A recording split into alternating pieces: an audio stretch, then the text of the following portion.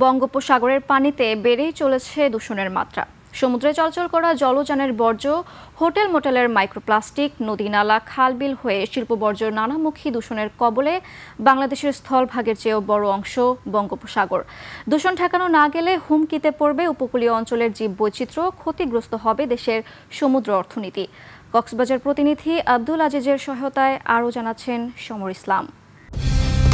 Colour expert, George sap এবং mild on hands technology সমৃদ্ধ Orix crystal wash আপনার laundry expert.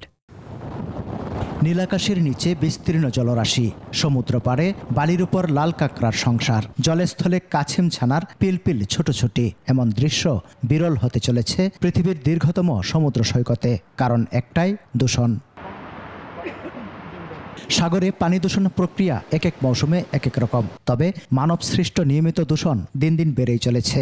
এর মধ্যে রয়েছে সাগরে চলাচলরত জাহাজ ও বিভিন্ন নৌযানের বর্জ্য, শুটকিপল্লী শিল্প কারখানার বর্জ্য, খালবিল ও নদীনালা হয়ে পড়ছে সমুদ্রে।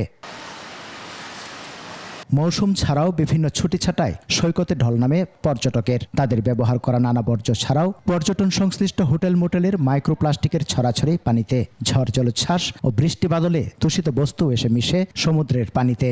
বিভিন্ন ধরনের দূষক বস্তুর উপস্থিতি কিন্তু আমরা দেখতে পাই।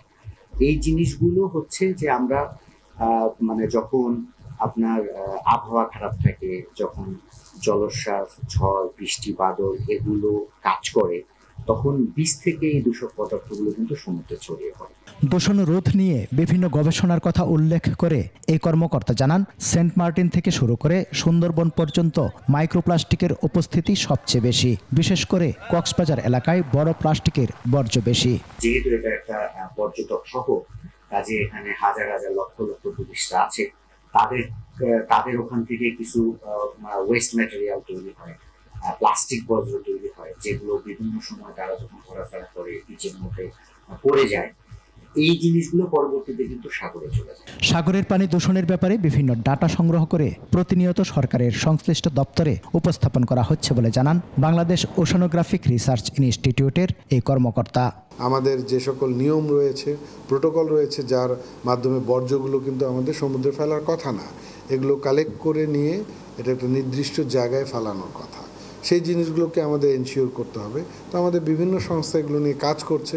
হয়তোবা আমরা যদি আর একটু ভালো মতো কাজ করি তাহলে এই সেক্টরটা আমাদের একটা, কারণ সমুদ্রে তো জাহাজ চলতেই হবে, সুতরাং এটাকে নিয়ন্ত্রণটাকে যেন আমরা ঠিক মতো করতে পারি, তাহলেই আমাদের পরিবেশগত দিক সাইডটা আমাদের আমরা ঠিক রাখতে পারব। দূষণ রোধে দ্রুত কার্যকর ব্যবস্থা নেওয়ার পরামর্শ সমুদ্র বিজ্ঞানীদের। সমর ইসলাম, 21 টেলিভিশন।